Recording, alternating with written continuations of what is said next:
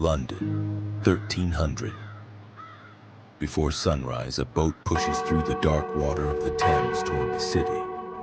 Ahead, hundreds of rooftops rise behind massive stone walls. Bells begin to ring.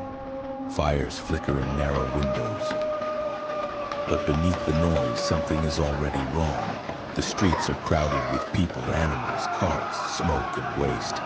And by the time the city wakes completely, thousands of Londoners will be fighting for space in one of the most crowded cities in medieval England. So what did London actually look like when you stepped through its gates? At the beginning of the 14th century, London was already one of the largest and most important cities in England. It was not the sprawling metropolis we know today. There were no skyscrapers stretching across the horizon, no engines, no electric lights, no paved highways carrying traffic through endless suburbs. Instead, London was a compact medieval city enclosed by defensive walls, with the River Thames forming its southern edge. Inside those walls stood churches, markets, workshops, warehouses, wealthy merchants' houses, crowded tenements, and countless wooden buildings packed closely together. And the entire city was alive with movement. To understand medieval London, don't start with its kings. Start with an ordinary morning. The first sound of the day is the church bell. Across London, bells mark the rhythm of life. People wake, pray, open their shops, light their fires, and begin another day of work. The streets are still dim. In a small timber house, a family rises from beds made of straw, wool, and cloth. The air inside is cold, especially during winter. Smoke from the hearth hangs beneath the roof before slowly escaping through openings in the structure. There is no central heating, no running water, no refrigerator. Everyday life depends on fire, daylight, human labor, and whatever food can be bought or stored. Outside, the streets begin filling. A woman carries a bucket. A craftsman opens the shutters of his workshop. A servant leads a horse through the crowd. A baker prepares bread. And somewhere nearby, a butcher begins his day's work. London smells different from the modern city.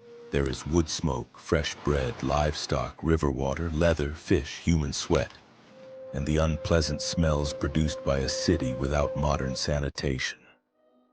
Yet this is not simply a dirty, chaotic place. London has rules.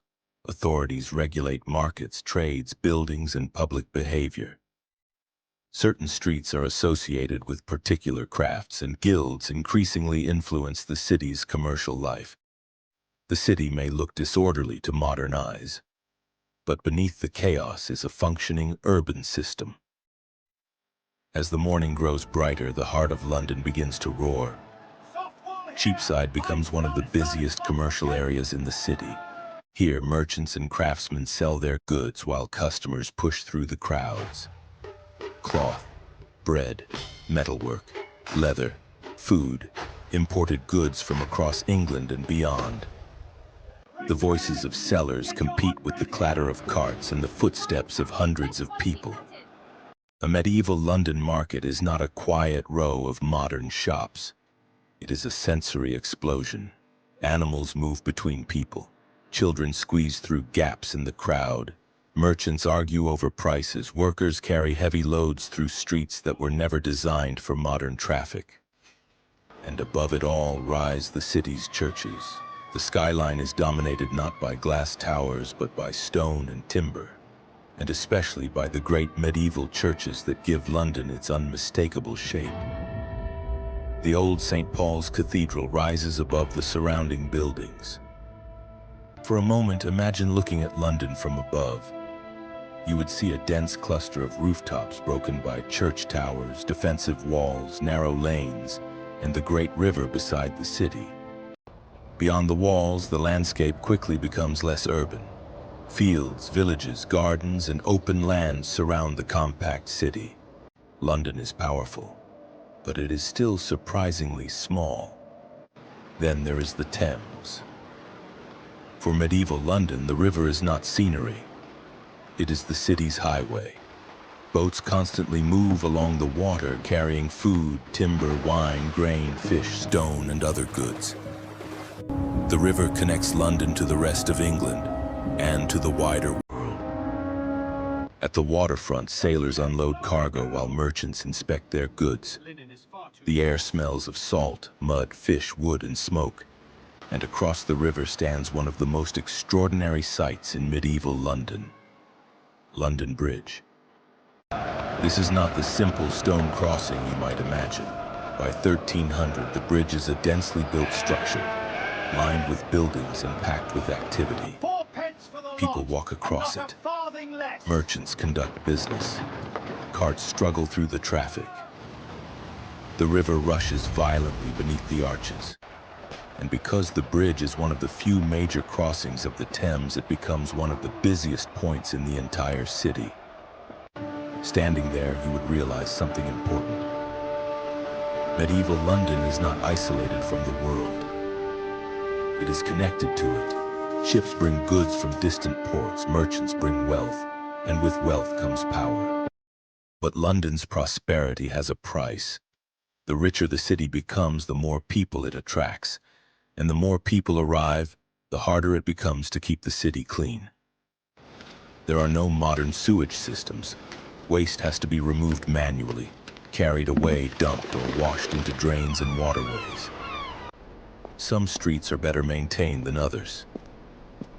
After rain, dirt and waste can turn pathways into unpleasant, slippery surfaces. Animals are everywhere. Horses pull carts.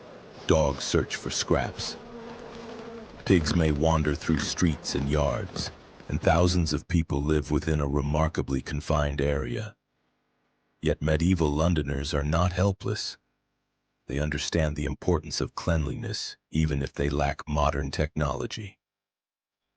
Rules exist concerning waste, streets, water, animals, and trades. Public officials attempt to control problems. But enforcement is imperfect. The city is growing faster than its ability to manage everything. And that tension will become one of London's defining problems. Around midday, the difference between rich and poor becomes impossible to miss. In one part of the city, a wealthy merchant may live in a substantial house with several rooms, servants, storage space, and expensive imported goods. His clothing might include fine wool or dyed fabric. His home may contain furniture, metal objects, pottery, and valuable possessions that ordinary laborers could never afford. Only a short distance away, poorer Londoners live in far more cramped conditions. A laborer, apprentice, servant, or street worker may have little space and few possessions. Clothing is practical, shoes are valuable, food must be carefully managed. For many people, missing work means losing income, and yet these worlds constantly collide. The merchant needs the craftsman needs the merchant. The wealthy needs servants, the city needs laborers. Everyone depends on everyone else. That is the strange reality of medieval London. It is deeply unequal, but intensely interconnected. By afternoon, London becomes even louder. Workshops fill the streets with the sounds of medieval industry. Hammers strike metal, knives cut leather, wood is shaped by hand, wool is spun and woven, barrels are repaired, bread is baked. The city is a machine powered almost entirely by human muscle. There are no factories producing goods by the thousands. Every object requires someone's hands, and every craft has knowledge behind it. Apprentices learn from masters. Guilds protect trades and regulate standards. A young worker may spend years learning a skill before becoming an independent craftsman. This creates a city where someone's profession is often part of their identity. You are not simply a person who makes shoes. You are part of London's shoemaking world. You are not simply selling cloth. You belong to a commercial network that may stretch far beyond the city. And London is becoming increasingly wealthy because of these connections. Then the afternoon light begins to fade. The city's gates and streets become shadows beneath the rising smoke. People return home. Merchants close their stalls. Workers finish their tasks. The river turns dark beneath the evening sky. But London does not completely sleep. Taverns and alehouses remain active. Travelers look for lodging. People gather around fires. Church bells continue to mark the hours. Inside homes, families eat simple meals around the hearth. Bread is a central part of the diet. Ale is common. Meat is available to some more often than others. Fish is important, especially in a deeply Christian society where religious rules restrict meat consumption on numerous days. For most people, dinner is not entertainment, it is survival. Food has been produced, transported, purchased, prepared, and finally eaten after an entire day's labor. And then comes darkness. This is perhaps the greatest transformation between medieval London and the city we know today. When the sun disappears, London becomes genuinely dark. There are no electric streetlights illuminating every road. Artificial light comes from candles, lamps, and fires. The narrow streets become dangerous places to wander without a reason. Most ordinary people have little reason to be outside. Doors close, shutters are drawn, fires burn inside homes. The city that was so loud only hours earlier begins to quiet. But beneath the darkness, London continues breathing. The Thames moves past the city walls. Ships rock against their moorings. Animals shift in their shelters. Guards remain alert, and thousands of people sleep inside a city that is still changing. Because London in 1300 is not the end of medieval London. It is a moment in the middle of its transformation. If you could stand here for just one day, you might recognize the city surprisingly quickly. People still wake for work. They still worry about money. Parents still care for their children. Merchants still chase opportunities. Workers still complain about long days. People still fall in love, argue, celebrate, pray, and dream about having a better life. The buildings are different. The technology is different, the dangers are different, but the people are not as different as they first appear. London in 1300 was crowded, smoky, unequal, noisy, dangerous, and sometimes filthy. But it was also ambitious, it was wealthy, it was connected, and it was alive. Those narrow streets would eventually disappear beneath a much larger city. The wooden houses would be replaced. The walls would lose their military importance. The river would become surrounded by bridges, roads, factories, and skyscrapers.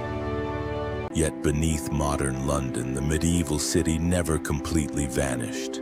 Its streets influenced today's roads. Its markets shaped today's neighborhoods.